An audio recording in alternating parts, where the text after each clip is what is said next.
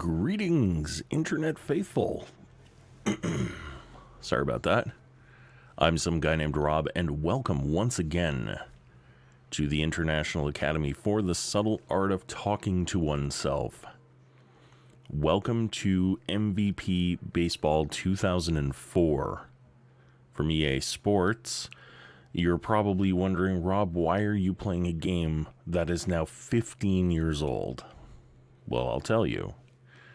15 years ago, pardon me, more or less, I'm off by a couple of months. Well, I'm off by more than a month.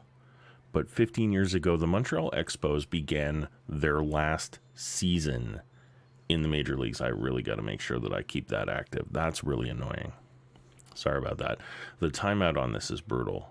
Okay, here we go.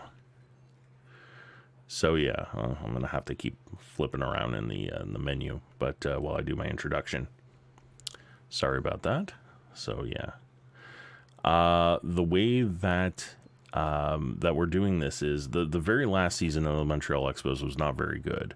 I think they went like 62-91. They finished dead last in the National League East. They'd been terrible for like well over half a decade.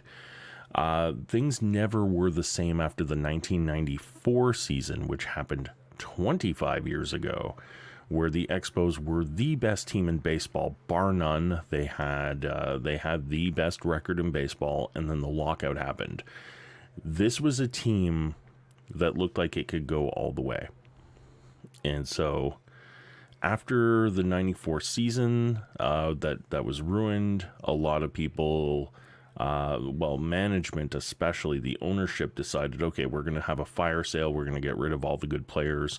We're going to bring in a bunch of rookies. We're going to see what we can do. And as it turns out, it wasn't a whole hell of a lot. I mean, we did manage to get some really great players. We got Vladimir Guerrero, who went on to be a Hall of Famer, although he's probably more famous as an Anaheim Angel than he is as a Montreal Expo. So, yeah, so what I decided to do was an experiment. Now, I'm not going to play these games. I'm going to sim them. This is going to be a simulated season, but I'm going to play the general manager. I'm going to give myself... Oh, for fuck... I hate this. I hate this menu because it's like you have to... Okay, you know what I'm going to do? I'm going to get into the actual Dynasty mode, because it won't time out on me on the Dynasty mode. It only times out from the menu. Okay, game modes. I should have pre-recorded this intro. It would have been so much easier. So we're going to load our Dynasty, called the All Expos team. And we are going to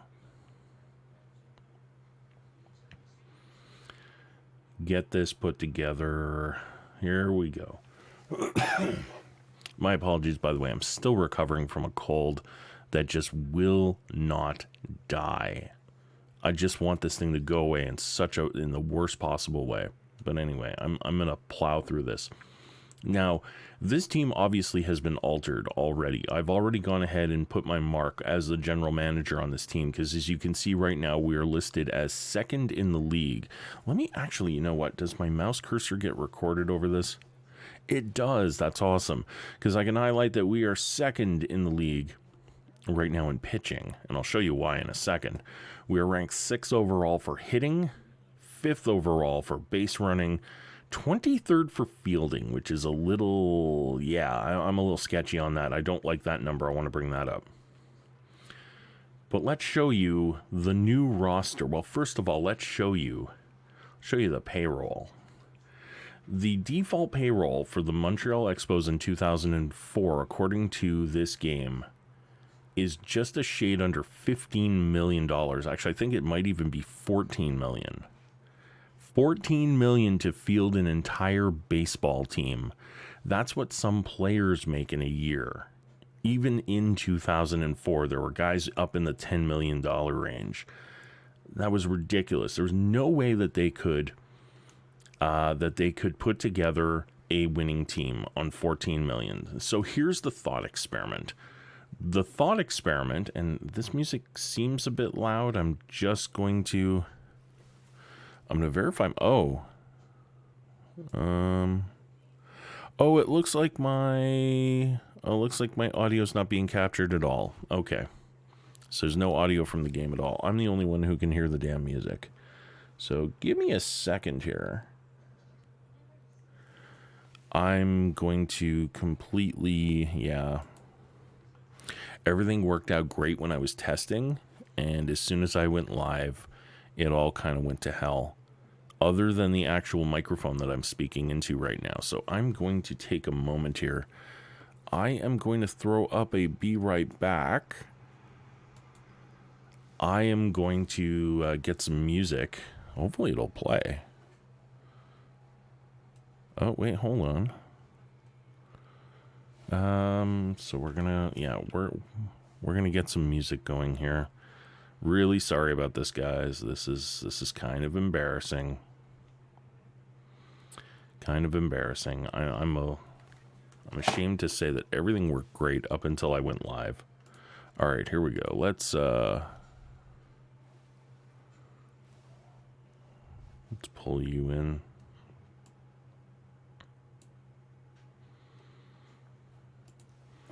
Let me see if this will come in.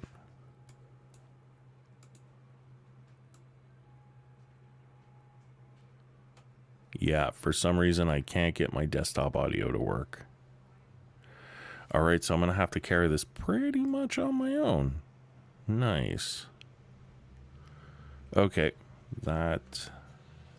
this is the one thing that really drives me crazy about OBS Streamlabs, is it doesn't react well to change. Okay, let's bring ourselves back to the gaming screen. All right, sorry everybody. Well, I'm gonna get the music thing sorted out for the next time that I stream this for next Tuesday. So here we go. The premise of this is the thought experiment. A new ownership group has taken over control of the Montreal Expos, and they've given 3 years. It's an ownership group.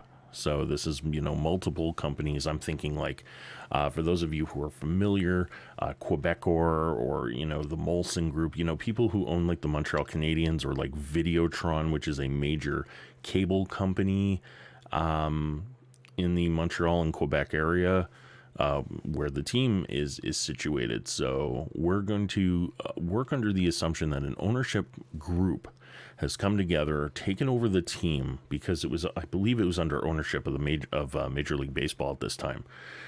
They're going to come in, they're going to give it 3 years and see if this is a viable business or if they're going to sell it off. So they've hired me, some guy named Rob, as the general manager of this team.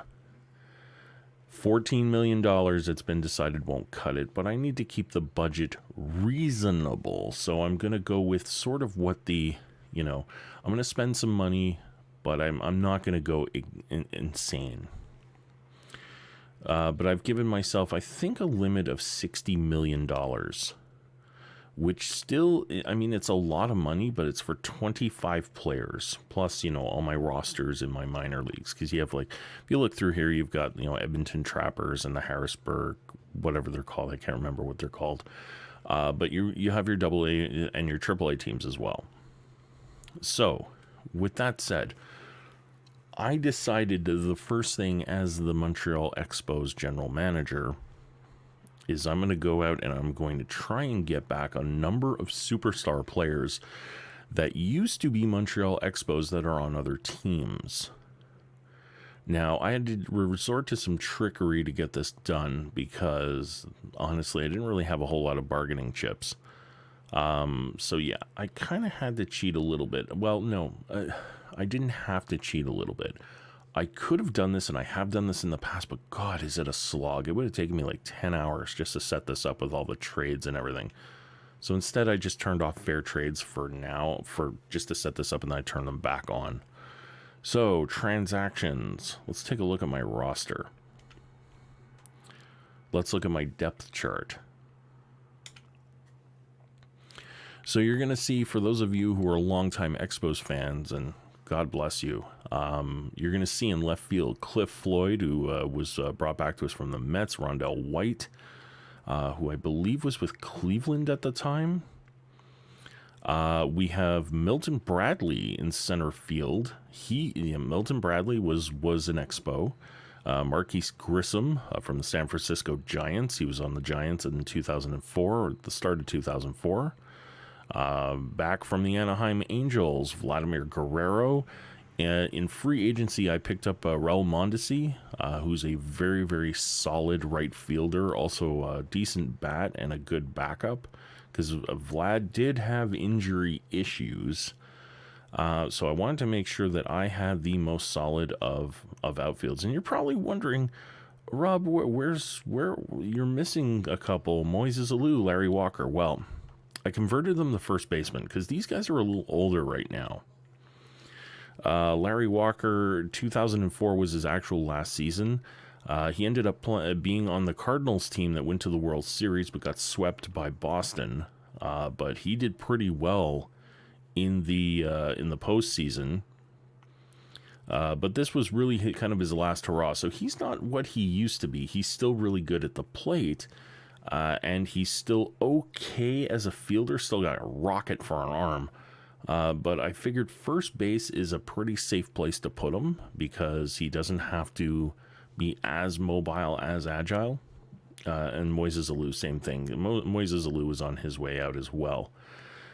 What we have here at third base, we've got Tony Batista, who was on the Expos in 2004. I believe this was one of his final seasons. Orlando Cabrera at shortstop. He was Batista and Jose Vidro were all-stars just a couple years back, I believe. Mark Grudzielanek from the Chicago Cubs. Grudzielanek was, of course, a former Expo. I brought him back as a backup infielder, kind of a utility player. Where things get interesting are my starting pitchers. From Boston, we brought back Pedro Martinez, who is easily one of the most popular Expos when he was in town. Randy, the big unit, Johnson, he was a diamond in the rough when we had him in Montreal, but he went on to be co-MVP of the World Series when Arizona won the World Series in 7 games. From free agency, we had Greg Maddux available to us, so we swept him up because he's a great addition to our pitching staff. Livan Hernandez was already on the Expos, but he had he also had a major league MVP for when the Marlins won. He was the World Series MVP for racking up 2 wins. In the final series, and of course Zach Day, who was a member of the Expos, and I haven't gotten rid of him yet because he's clearly if you can see by the bars, he's clearly the weakest link of the rotation. Now you'll notice these little smiley faces and everything. This is if they're happy or they're sad or whatever with their contracts or where they are, their playtime. I've turned off a couple of things. So the only 2 things actually that I've turned off are the budgets, because we're not going to play with the imposed salary cap. It's not really a hard cap, but it limits you to like $20 or so million. And there's no way you can field a winning team for that. So we took that off. The whole thing was, can we put together a 3-year plan to put together a winning team? And I'll go over the 3-year plan in a second. So also off of free agency, we picked up Ivan Rodriguez. And Michael Barrett was picked up off. He was a trade. I can't remember. I think he was on the Angels. No, he was on the Dodgers, I think. I really should have taken this down. And then relief pitchers, we picked up Eric Gagne. Now he was not an Expo, but he was a Dodger. But he's from the Montreal area. He went to school he went to high school in Montreal. It's where he's from. In fact, I have an ex-girlfriend who I think she lived like a block away from him or whatever. Urgeth Urbina, he was a former Expo. I picked him up off of free agency. Jose Mesa, he was picked up off of agency. Rael Cormier he had been an Expo. He was in free agency. I picked him up. And then, of course, we have Rocky Biddle, and I don't know who Ayala is. I don't know his first name. He was one of our pitchers, and that's kind of our bullpen right here. So, yeah, pretty solid little lineup here, and you can see why we're rated so highly on the pitching when you have Pedro Martinez, Randy Johnson, Greg Maddux, Livan Hernandez. I'm on the fence about whether or not I'm going to trade him, even though he is a former MVP of the World Series. I don't know what I'm going to do with him. But all told, if we go to our payroll, this payroll costs us just shy of $50 million, which I think is going to be a very, very good value for us. I think I'm getting a lot for our money, hopefully. Now, this is probably going to go up because a lot of these guys, as you can see, are on 1-year contracts. So I have a lot of negotiating to do. The only one who's on a multi-year deal is Vlad Guerrero. He's the only one who's going to, Vlad Guerrero, Cliff Floyd, and Gagne. Pretty much everybody else is going to have to be negotiated at least once to fit into this 3-year plan. So what's the 3-year plan, you say? Well, the 3-year plan is very simple. Year number 1 is to finish with a 500 or better record. Not win the division, not win whatever, just respectable. Can we get to 500 baseball? Can we win as many as we lose? Because in the last season, and let me bring this up. I actually have I had the statistic. I can bring this up pretty quick. But I'm going off the top of my head here. In the last season of the Expos, they only won 41% of their games. They were absolutely blown out most of the time. And not only that, they finished dead last in their division, and they only had 2 months of the entire season. 2 months in an entire baseball season where they finished above 500. And even those were 15-13 records. Not great. And let's go here. Hold on.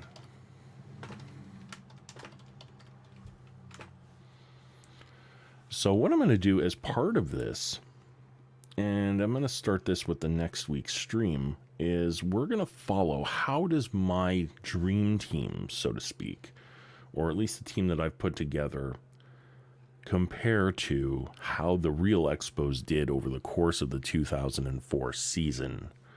I just noticed my camera's way off. Sorry guys, I'm gonna mess with the camera a little bit here and try and get a better angle.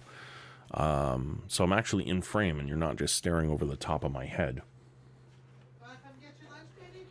All right, I'll be right back. I just got to go get my lunch. Give me just a moment, please.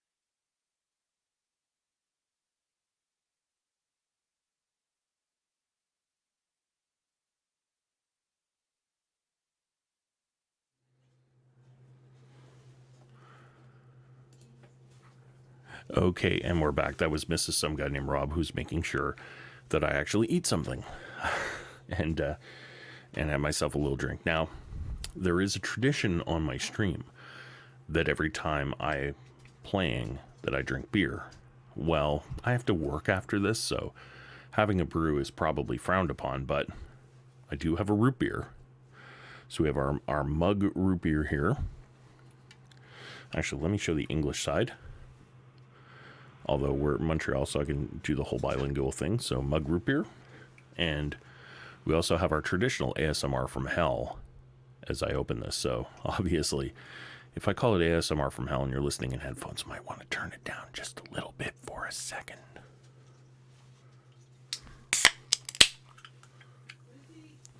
Cheers, everybody.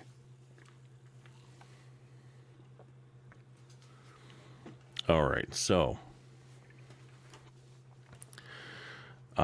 so as I was saying, season 1, finish at 500 or better. Season 2, finish top 2 in our division. Preferably win the division, but finish top 2 in our division. 500 baseball, I don't know if usually gets you to top 2. Not always. Depends on the division, depends on the year. But 500 baseball, finish top 2 in the division year 2. Year 3 is to make the playoffs, whether it be by winning the division or winning the wild card. So that's our metric for success.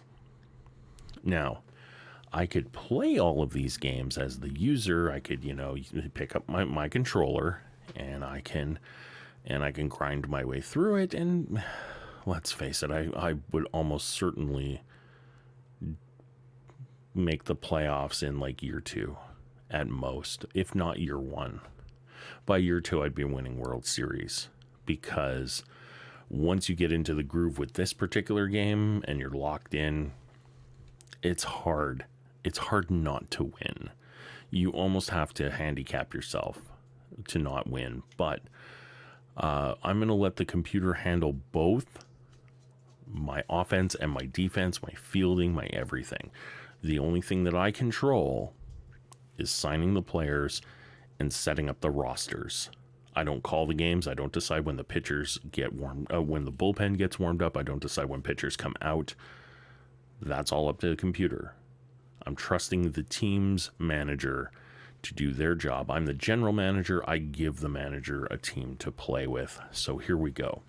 We don't have a game today. Now, one other thing. Somebody asked me, Rob, how hard was it to resist the urge to self-insert yourself, to put yourself into the game, create a character, and just kind of jack up the stats and put yourself in? Well, okay, I kind of did, but I was very, very humble about it. I put myself on the Double-A team, and I put myself in the Double-A team as a third baseman. There you go, S. So for some guy named Rob, he is a third baseman. Modeled after one of my favorite players on the Expos when I was growing up, Tim Wallach, I think still one of the best and most underrated third basemen in baseball. And so I put him on the Double-A team. But I'm not really going to follow that. Maybe I'll follow his stats throughout the season, but I don't know if I'll do it on stream. Okay. Let's advance to our next day because we do not have a game today. And let's actually go to Montreal. There we go.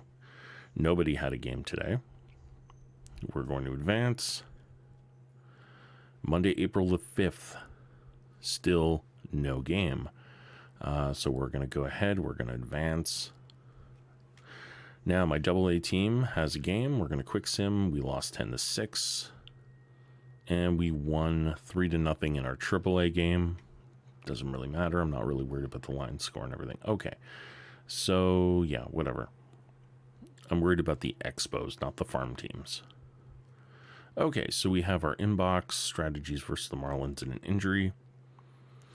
This is nice because you get to see over the course of the season who is injured and who isn't. So let's say I had been eyeing a trade for Trot Nixon. Well, I see he's out for at least 59 days. There goes that idea. I didn't, by the way, but just in case. Now, part of the reason why I went out and I got a whole lot of former Expos, for those of you who are wondering, is just because of the nostalgia factor to get butts in seats. Unfortunately, this one doesn't track how successful you are at drawing crowds. We're going to delete these messages. I don't need to read these. I've read these 1,000 times. It just tells you, these guys are, hold on, let me bring up the right team. It's like, these guys are 20th in batting, so we're going to want to make sure that we pitch right, Yeah, But the Marlins are nothing to laugh at. 8th in pitching, 6th in fielding, 7th in base running. It's their batting.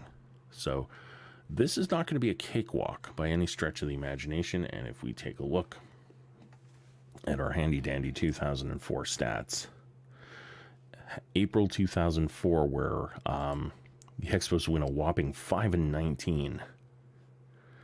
It didn't go very well for the Expos, but we're going to see what we can do here. So we're about to open, and we're going to see how we do compared to how the real Expos did, who lost 4-3. So 4-3 loss is what we scored in reality. Let's see what we're doing here. We're going to play / manage. We're going to start off with Pedro Martinez, who is our ace starter. We're going to advance. We're going to start. Who do we want as our leadoff? Do I really want Vladimir Guerrero as my leadoff guy? You know what? I'm just going to leave this. I'm going to leave this as is, and I'm going to adjust the lineups as I see strengths, weaknesses, etc. We're going to play. Now, sadly, with this, you cannot set a CPU versus CPU right away. You actually have to get into the game. I have to do a little bit of digital trickery here. Now, you've noticed here that I have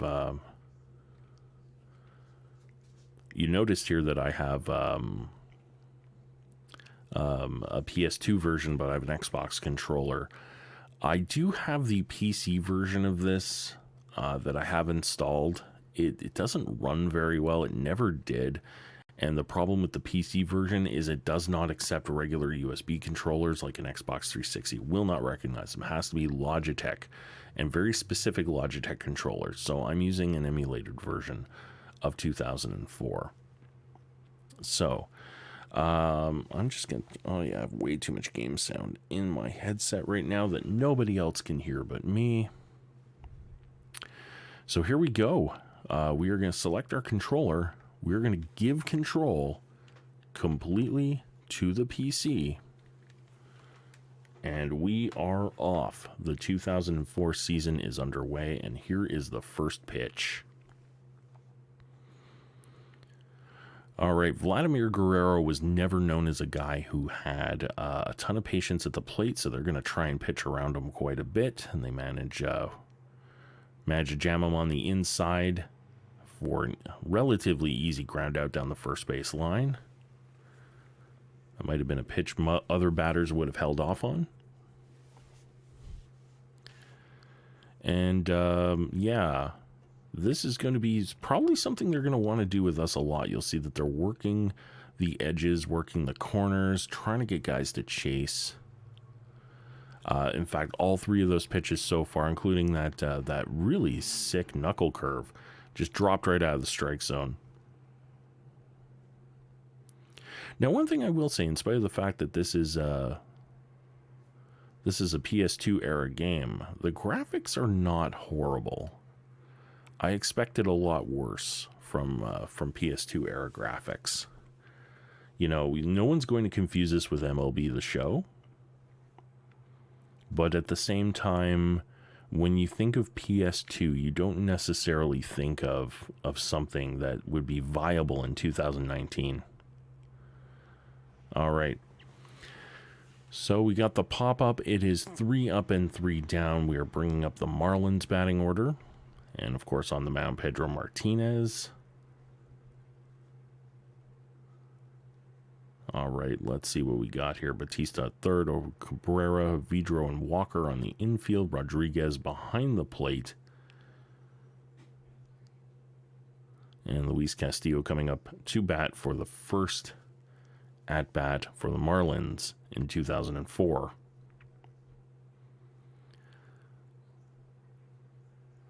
And Martinez is going to go right out and challenge a batter.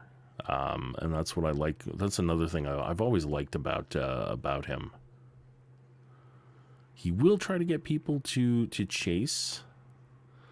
But, you know, these guys were really, you know, their batting is, they're 20th in the league, or that's their ranking coming into the season. You can see with that purpose pitch is he got Castillo to chase out of the zone for a swinging strike 3. But this is not a team to take lightly. They are very, very good on the base pads. They are very, very good in their pitching and their fielding, and that's going to be a problem. Yeah, he's trying to work that outside. Can't get him to chase.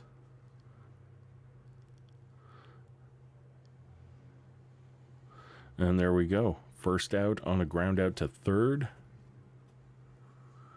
Thankfully, defensively, we're pretty good. I mean, I know our fielding shows not very great, but our infield is pretty solid. I know part of the low rating is we have guys that are not necessarily known for their positions. For example, Walker's not exactly known as a first baseman, but he's a guy who's used to covering right field. So for him to get around the infield shouldn't be too much of a problem. It'll help with his, kind of lack of speed and lessened mobility with age. We got Cliff Floyd, who's a recent reacquisition from the New York Mets.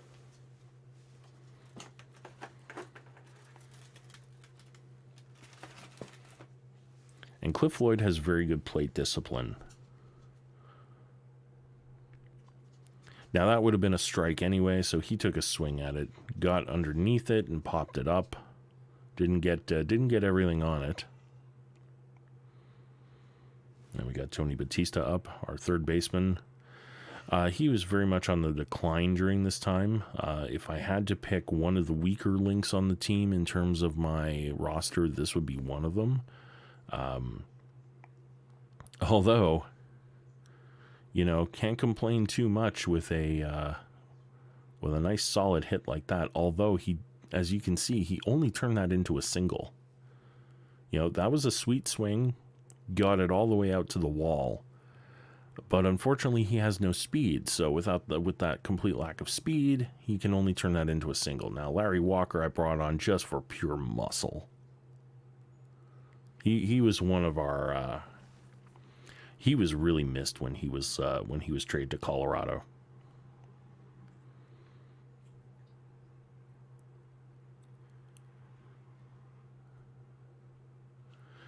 Oh, not bad. Yeah, he was always very patient at the plate, and I think that was a success to his hitting, although sometimes he could be a little bit too patient. That was one that he could have crushed. Went for power versus power late on his swing. I guess he was expecting something off speed.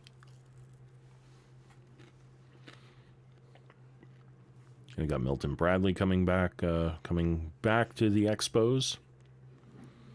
I don't remember much. It's funny, I don't remember much about Milton Bradley being on the team. I was actually very surprised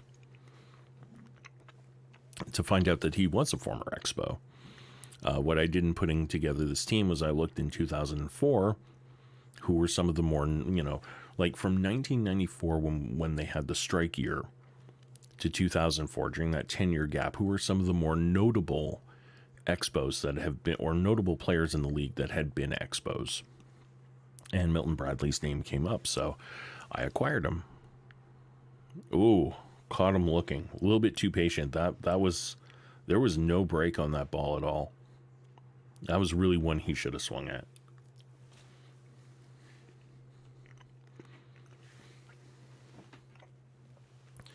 So Batista's hit goes for nothing as he's stranded on first. We come to the bottom of the second.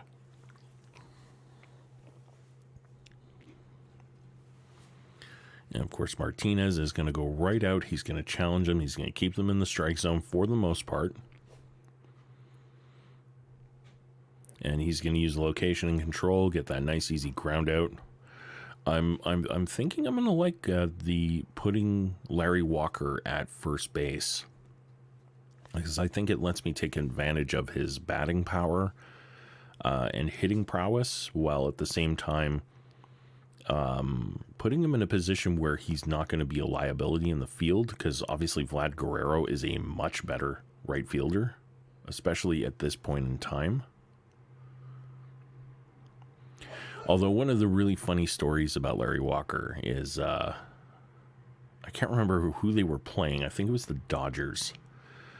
Might have been the Dodgers. It was a West Coast team when he was on the Expos, and somebody hit a fly ball out to right field. He caught the ball, handed it to a fan. Somebody was trying to tag. Somebody was thinking about tagging up from third because Walker didn't realize that was only the second out. And he took the ball back from the fan, launched it like a rocket right back to the plate, kept the guy on third.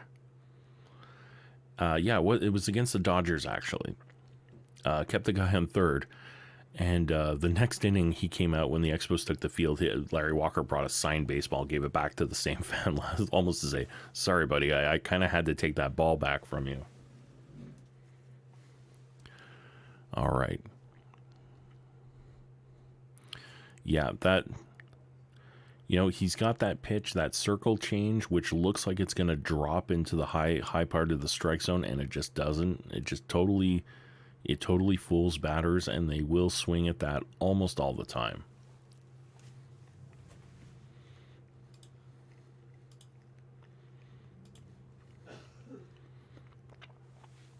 Now, Ivan Rodriguez, I needed a desperate upgrade at catcher. My default catchers were terrible, just like my default first basemen were terrible. That's why I went out and decided to put a, somewhat legendary right fielder out at first base. He was just terrible. He couldn't hit. I've played with him before because this is a reboot of the series, but I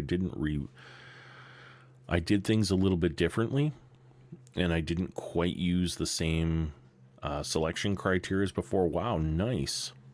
Pedro Martinez with what was supposed to be the sac bunt, turning it into a infield single. And that brings up Guerrero. Now, if he can crank one, he was a power hitter. Oh, he totally should have swung at that. When you see that little dot in the middle, that just basically indicates that the pitcher launched up a fat one that was just ready to be tagged. That one would have made it 3-0. If Vlad had swung and gotten any decent contact, that was 3-0 right there. Although that was a good pitch to swing at. And there we go. And he's going to load the bases. He's not going to be able to bring one home. Didn't get one deep enough to bring the runner home. But the bases are now loaded. And we are near the top of our, we're right back at the top of our lineup with Cabrera, who's a decent hitter in his own right, and there are no outs. And that was another fat one that was served, and I think that one's going over the wall. That's a grand slam. That's a beautiful way. We have already, with one swing of the bat, completely outscored what the real Expos did in 2004. That was a thing of beauty. That's what I was expecting Guerrero to do, and Cabrera did not disappoint. Also helps that he is a world-class shortstop. All right, so let's see what we got here with Jose Vidro. Yeah, Jose Vidro, not the most disciplined, although he was an all-star, I believe, in 2002.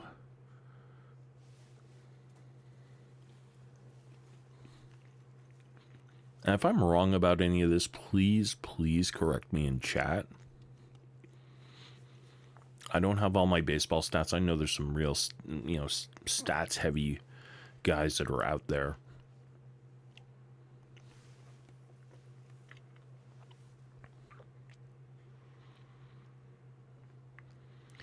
Yeah, I am liking Cliff Floyd's discipline at the plate. And just earned himself a walk. A 4-pitch walk. He was always really good for that.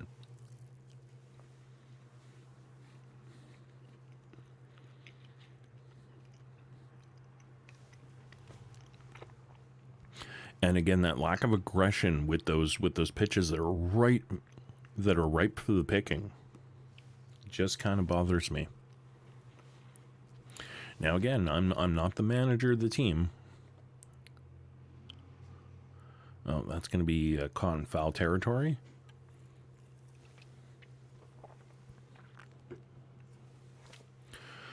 But it's a good sign when the Marlins are already starting to warm up their bullpen.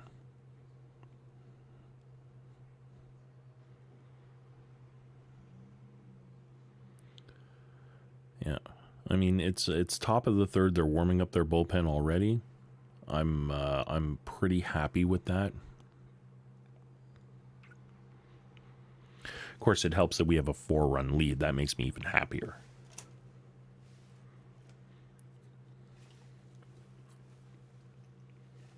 That swing, not so much.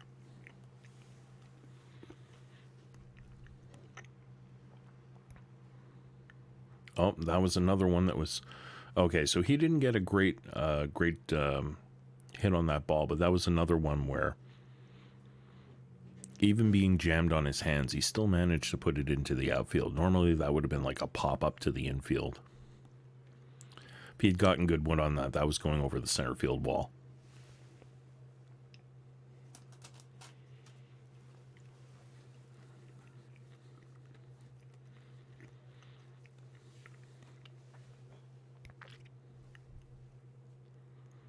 Oh, that was nasty. That was beautiful control, working the edges, working around the plate, working the strike zone. Yeah, that was great. I can't complain about that.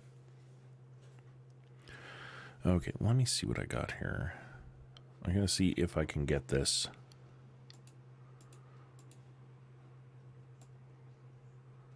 Can I get any of this audio in? No, none of this audio wants to work for me.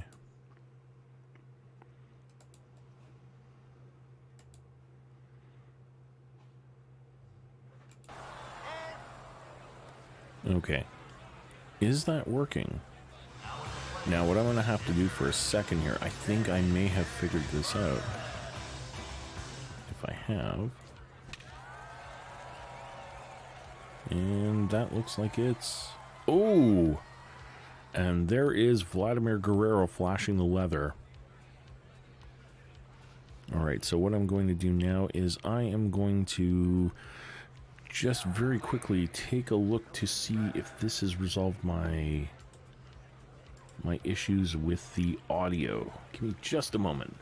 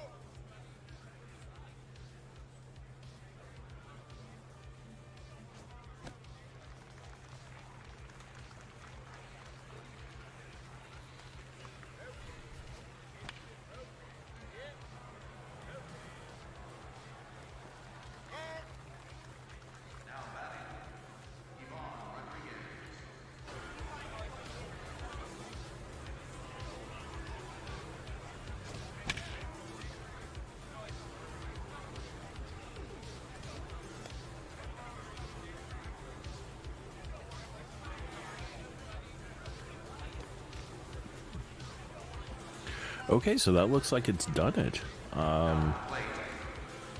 Whoa, no. There we go, okay. Sorry about that. Now I can kind of concentrate on what's going on. More than just the fact that, we just hit into a double play. That's not good. I didn't fix my audio to hit into a double play. But I am happy now that we have some audio for everybody, so you guys can hear sort of the sounds of the game.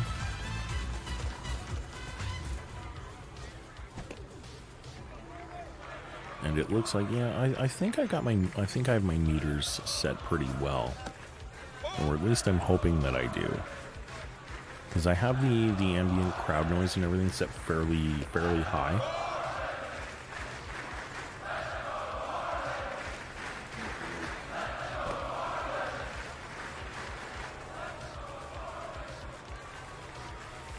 Okay, so yeah, it's nice and audible.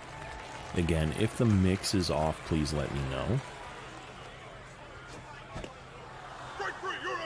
Yeah, it's another strikeout for Pedro Martinez.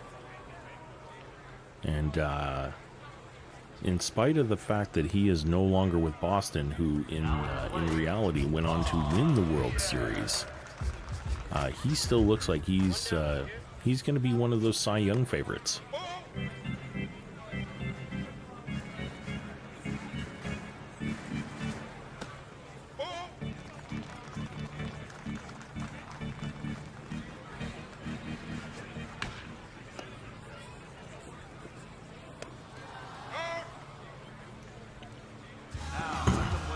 Nice easy ground out.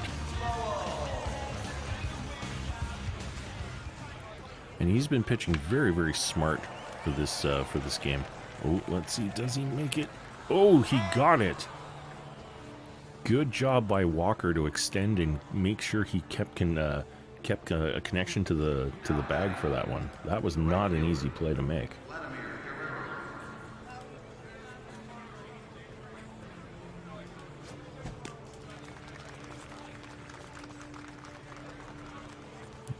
All kinds of weird twitch issues with my whispers. Like whispers that I dealt with like last night are still showing as brand new, so I keep like okay, who's trying to get a hold of me? Oh, these are messages I read like 12 hours ago. 1 home run, 4 RBIs. How is that for production?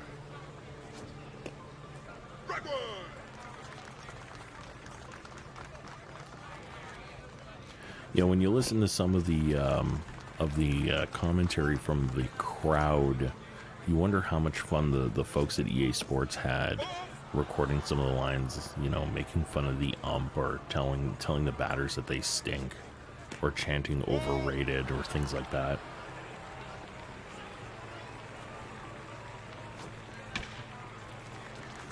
Now, what I like about this is fouling that pitch off the way he is and getting another one.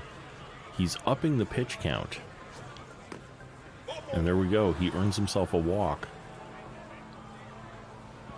Because the more you got to pitch, the faster you get tired. And if we can get into their bullpen... I mean, they are listed as the 8th best team for pitching, but... You know, if you can get into a bullpen, especially early in a game, and you can wear the bullpen down, this is a series of games. You know, this is the first of a series of 3, I think. You know. Oh, no. And another double play. Oh. Hate to see that. I mean, the good thing is we're still up by 4. We're going into the bottom half of the inning with a 4-run lead, 6 hits, no errors. And that's the one thing we want to keep to a minimum, are the errors.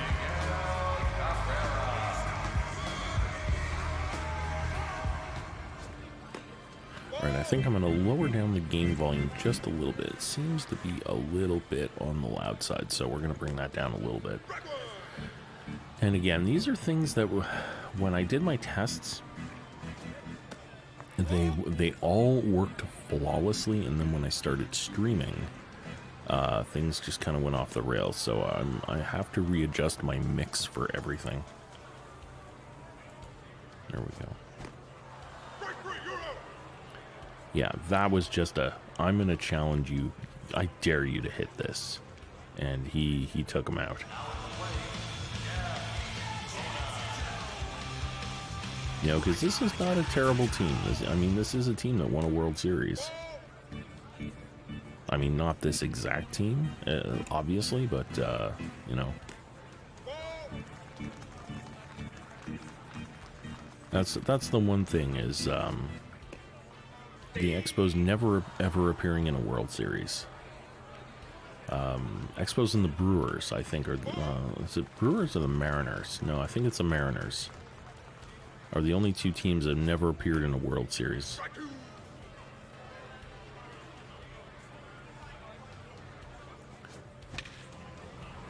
And let's see, yep. Vlad's going to come over. Pick that line drive up. And Pedro's still rocking the no-hitter. Is continuing into the bottom of the fifth on the no-hitter.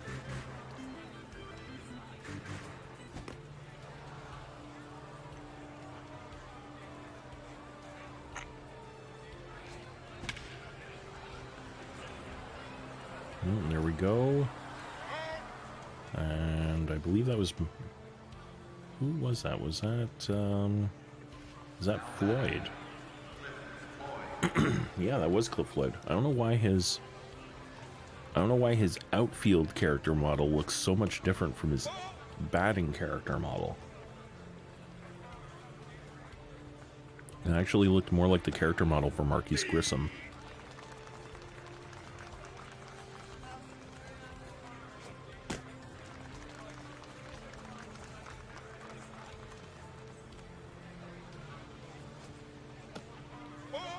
Yeah, they're trying to work the outside of the plate. I guess it's because we're listed as such a fierce hitting team that they're going to try and work the corners on us, but as a result, it seems like they're throwing more pitches and they're wearing out their pitcher a little bit more quickly because the bullpen is definitely running. I don't think I've seen the bullpen for the Expos start up.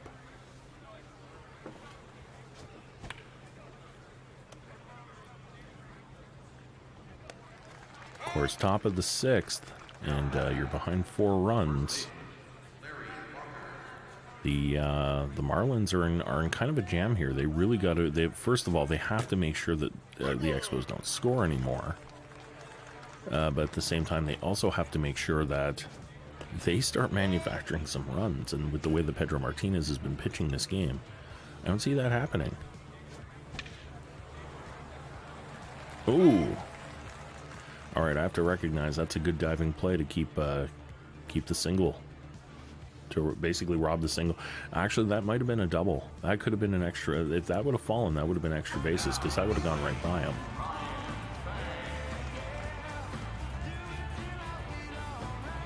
You know, so credit where credit is due. That kept them. Oh, and another one. You know what? Walker is saving a couple of these here. He is doing great at first base. That was a beautiful move on my part. I know he hasn't done much in terms of offense, but defensively, he saved 2 infield singles.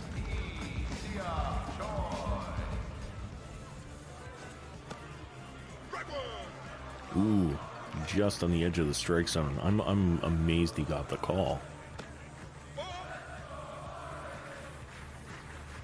That's one of those pitches I've noticed that in MLB The Show. That one, of course, that was a fat one served up by Martinez. That's going to go for extra bases. Oh, and a throwing error as well. We're lucky that didn't turn into a triple. But as I was saying, it's in MLB The Show, I've noticed watching streamers on Twitch, those types of pitches never get called as strikes. Ever. Those are always called a ball if it's like, you know, that 50% +1 is sitting outside of the strike zone.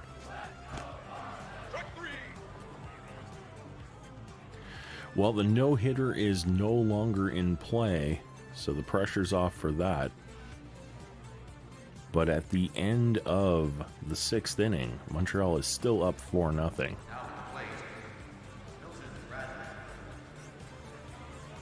Milton Bradley with a strikeout over 2. Hopefully he can get on the score sheet with a single or something.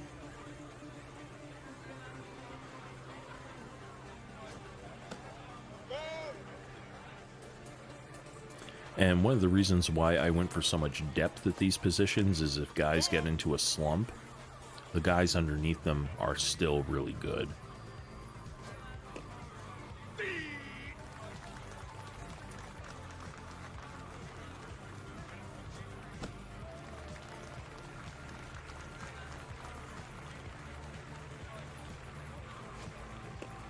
And he will draw a walk. So Bradley getting on base, and Rodriguez 2 for 2. He goes 3 for 3. We might go up 5-0.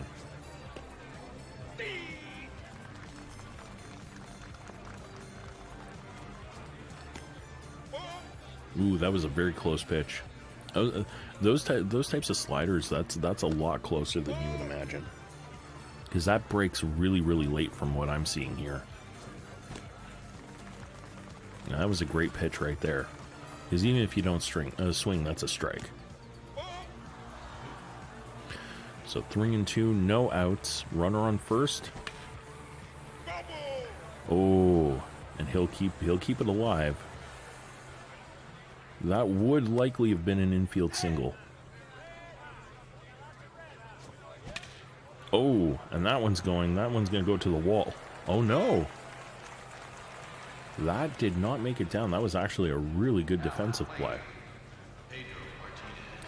I'll give credit where credit is due. That, you know, the fact that their fielding is rated so highly. It's kept a couple of extra base hits off the board. Now, of course, we got Pedro Martinez, and you know, and the pitcher is never really known as a hitter. I mean, you're going to see that, especially when Greg Maddux comes up. And not exactly a speedster, so no surprise that Martinez hits into the double play. You almost wonder, in terms of strategy, if when you get into these types of situations and you know that Vladimir Guerrero is the next guy up, and you would only have 2 outs, well, I mean, only have 2 outs, if Martinez doesn't reach base, just let him take every pitch. Just don't even have him swing. Just let him take every ball, and that's it. And that's all you do. Okay, that's hitting the foul territory, but we're going to bring Milton Bradley over to pick up an easy out. You got to be feeling pretty good. Bottom of the 7th inning, and you're up by 4 runs. You know, there's a lot less pressure on you now. You just kind of relax at the plate, feel pretty confident. Your defense is running really well. And of course, you're still pitching really well, having only given up a single hit. And if you can get, and now you're getting to the point where you're making guys desperate, because that pitch was way out of the strike zone. He really got him to chase. I think he was hoping to kind of drive that one to the opposite field.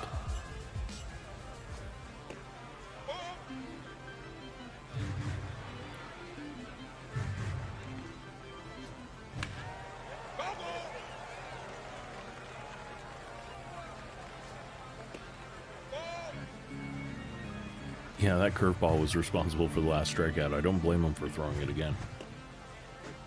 And of course, that off-speed pitch. Wouldn't surprise me to see a fastball here.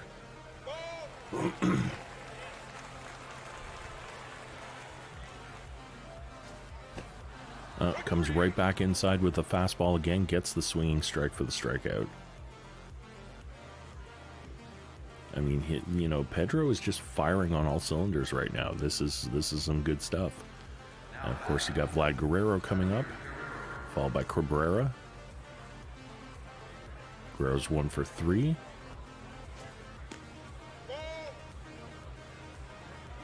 I'm amazed. He is showing a lot more discipline than he was always known for. He was always known as a guy that hit a lot of home runs because he swung at everything. Like, I've seen Vlad swing at pitches that just had no business ever being swung at. But I've also seen him take those yard as well.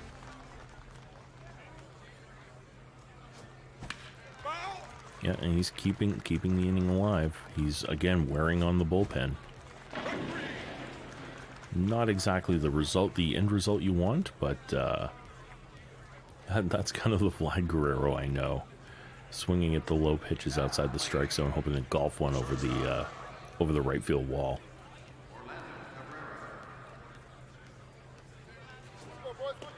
Cabrera having a really good day. Of course, he's got the 4 RBIs with the grand slam. Also walked, I believe, his previous at-bat. This one hopefully will drop. I don't think so. No, that's going to be out number 2. And that'll bring up Jose Vidro, who's 0 for 3.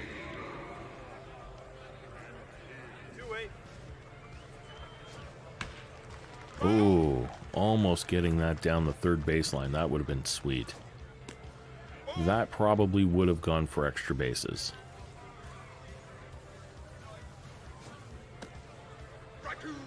And credit where credit is due. That was a really, really well-located pitch.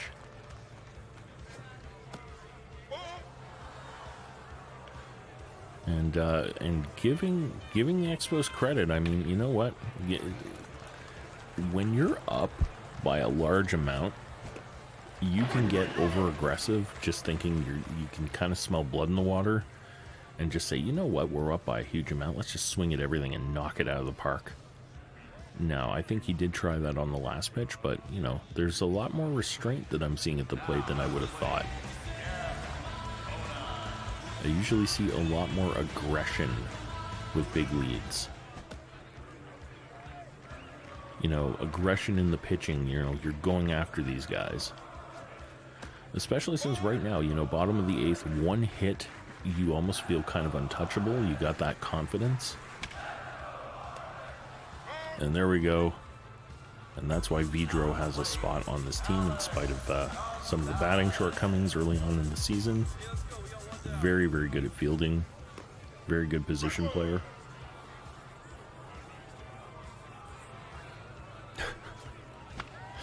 You have to know that the guy recording that felt good. Yeah, Walker. Get the guy out.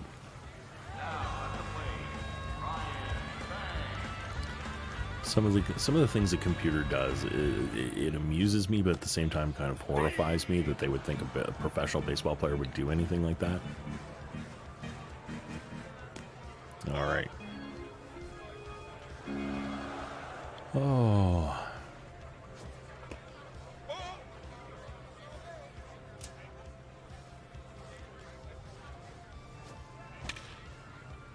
And there we go. And that one, this time it's Cabrera robbing the line drive. All right, so this is the last chance for Cliff Floyd to get on the score sheet, although he did have a base on balls. And then we also have Walker, who's the 3rd batter listed. See if he can get a hit.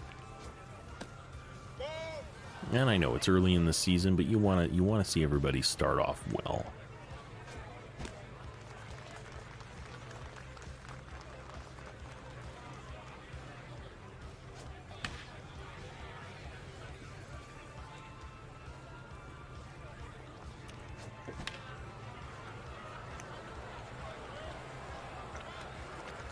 Those are the kind you wish were grounder foul outs because it ups the pitch count for the opposing team. Let's see what Batista's got. Had a really great single early on, hasn't done much since.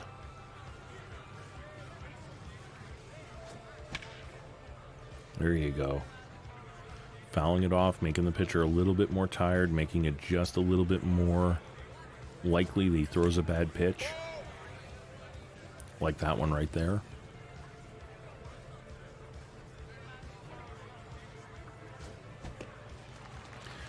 Yeah, that was a good pitch. Wasn't expecting that. Was expecting something a little bit quicker. Ooh, that was a terrible, terrible pitch.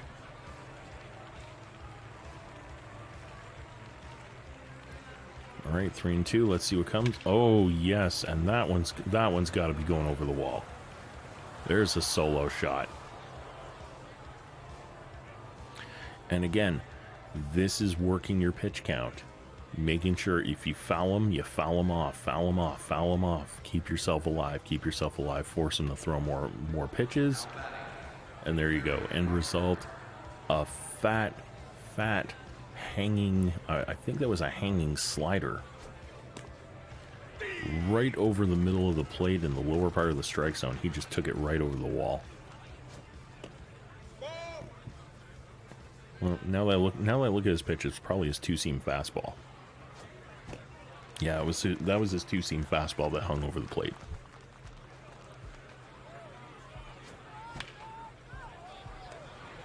No, Walker will knock that one down the first base line for a ground out. His day is done, well, at least offensively. Milton Bradley, let's see if he can get a hit. Though he does have the base on balls, which again helps with the pitch count.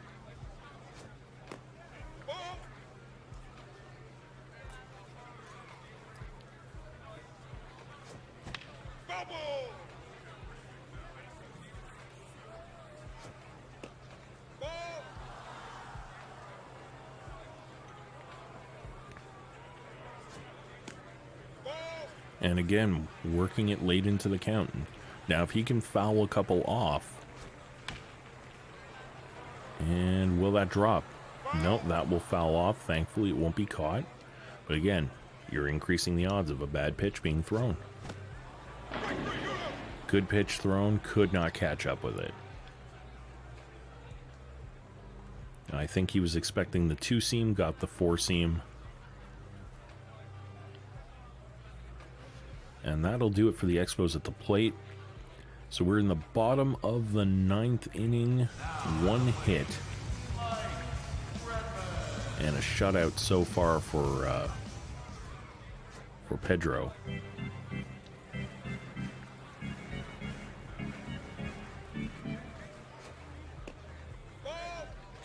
I remember he had...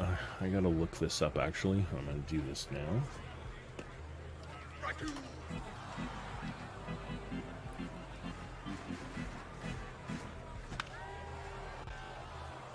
Let's see where he is.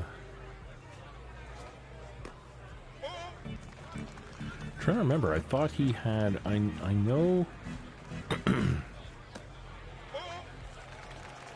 I know he had. No, I thought he had a. I thought he had a nickname that was given to him, because I remember when Dennis Martinez was with the Montreal Expos, everybody called him El Presidente, and I thought that Pedro had a very similar nickname, but apparently I'm mistaken. I'm not able to find it. We'll have to give him his own nickname here.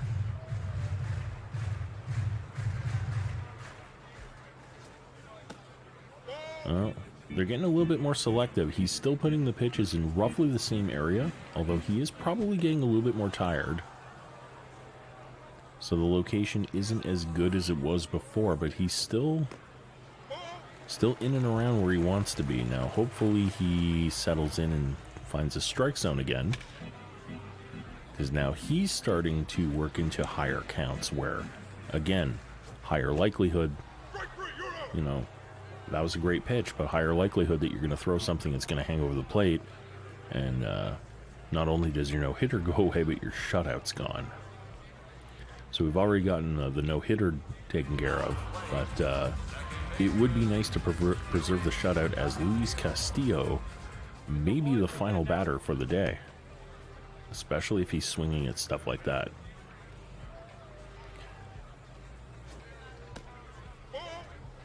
Yeah, it wasn't going to fall for the changeup twice. Ooh. Beautiful pitch. Even if he didn't swing at that curveball, it would have been a called strike easily. So 2 balls and 2 strikes. Let's see. Martinez comes in with a fastball. He doesn't. He keeps the off speed, but goes a little bit too low. Ooh. Looking to go fishing, but fish were not biting. Ends up walking his first batter of the year.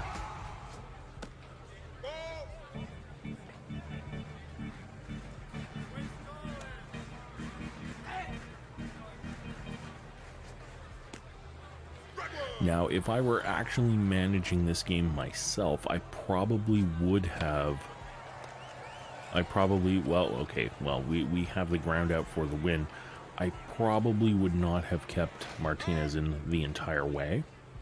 Although, It's great. He earned himself a shutout. First win of the season. Always important. Expos win this one 5-0.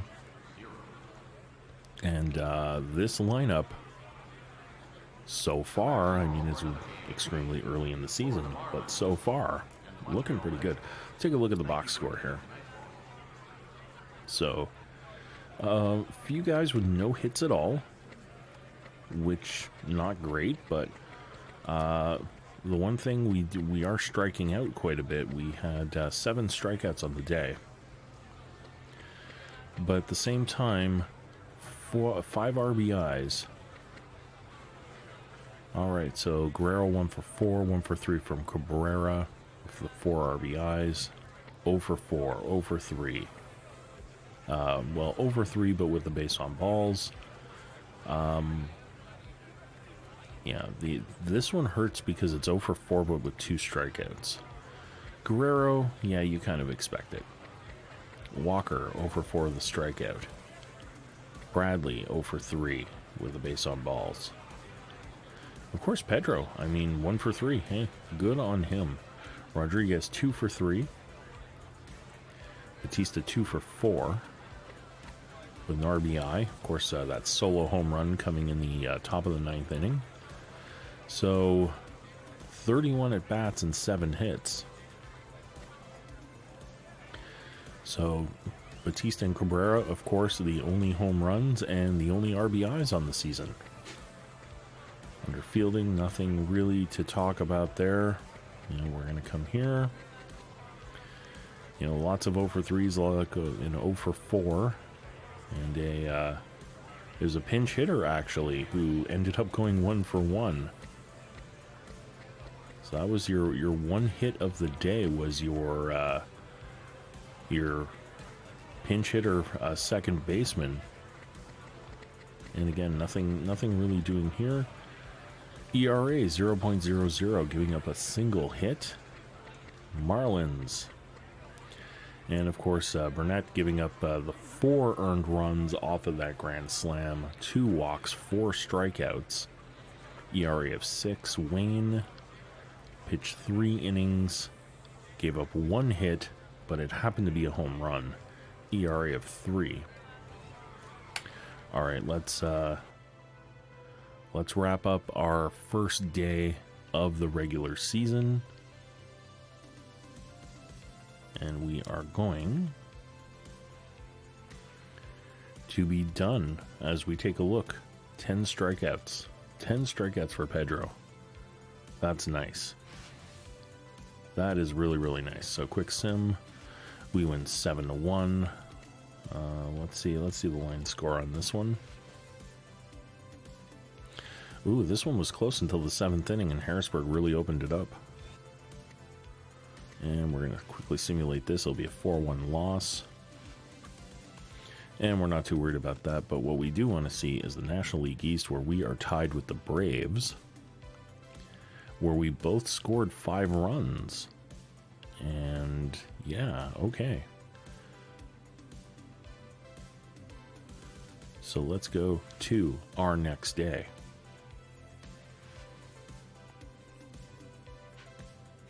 New accomplishments have been added to my bio. Do you want to save? Let's save.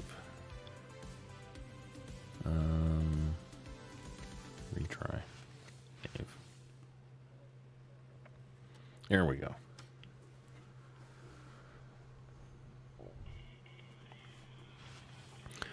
So far I'm liking the lineup. If we look at our scouting report, so team matchup, probable starter. So if we take a look, Dontrell Willis is going to be our next starter. He's got a pretty good four-seam fastball, an okay slider, an okay changeup, and not too bad. Okay, so we are actually going to have a left-handed pitcher up in our next. Are we up against? Are we actually having Randy Johnson? I don't remember if it's Maddox or Johnson that's next. I think Maddox is second and Johnson is third. in our rotation. Let's go back to here. So let's go to our team management and let's take a look at our rosters. What is our pitching rotation looking like? Okay, so it is Maddox up next, and Randy Johnson will be game 3. Of course, with that deadly slider and that four-seam fastball. After that, things do drop off quite a bit, especially that changeup. That changeup's not particularly good. But Greg Maddox, good two-seam and four-seam, a very decent slider, a reasonable changeup, the cutter not so good. And of course, our bullpen, which hasn't been used yet, hasn't been needed. We take a look, Urbina and Ayala are going to be our longer relief pitchers. Cormier and Biddle are going to be middle relief pitchers. Setup guy is going to be Mesa, and of course our star closer Eric Gagne as our ace closer. Really liking this team. And I'm gonna come out of here. We're going to save the dynasty.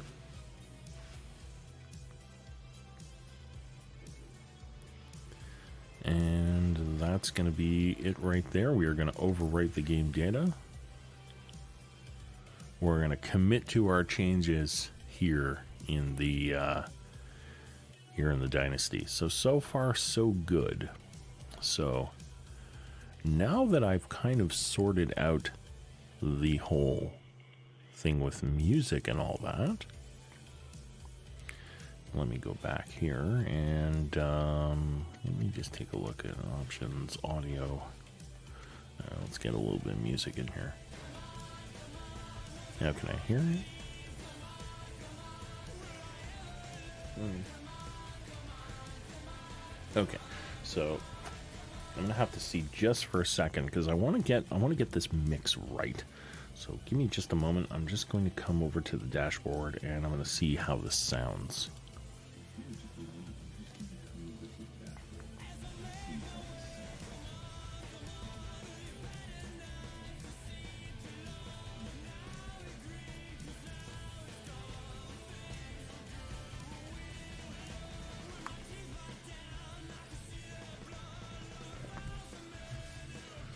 Okay, so a volume of 2 doesn't seem too bad for the music.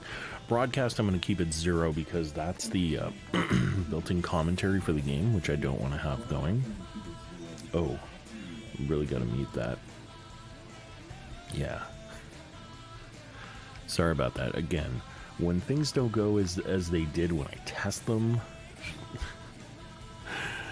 I promise this is not going to happen every single stream. Okay, I'm going to save these changes. And we're going to keep that going. The music playing? I missed something? No, it didn't save. Alright. Weird. Okay, whatever. So, that has been episode 1 of the 2004 Montreal Expos experiment. The Expos' last stand, as it were. For our next stream, next Tuesday, or next baseball stream, I should say, for next Tuesday, is I'm going to have things set up a little bit differently. So we have little overlays that are, Expos record, our fantasy team record, runs scored, runs allowed. I think that's those are fair statistics. I don't know if I want to do team batting average. I'll see if I can find it, but it's kind of a slog. I don't really want to update that on a real-time basis, but the wins, the losses, the runs scored, runs for, runs against, that's easy stuff. Like, I can pull that up like nothing and go from there. And we're going to see how this goes, because I think we have ourselves a team that can go 500. Hopefully at the end of this season, we can actually renegotiate some contracts. I'm going to probably go over some contracts as things go along. We'll see if after the trade deadline, I'm going to wait until after the trade deadline to renegotiate contracts, because I'm going to see if the CPU is going to offer me anything that I might be able to use to upgrade the team. Because, hey, if we can go to the playoffs in year one, why not? But for now, that is going to wrap up this particular stream. So what I'd like to do is I'd like to thank all of you for being here today, and for all of you who checked this out in my videos as a previously recorded stream. And if this is something that you want to see more of, well, just tune in every Tuesday. We're going to be doing this for a little while. And until next time,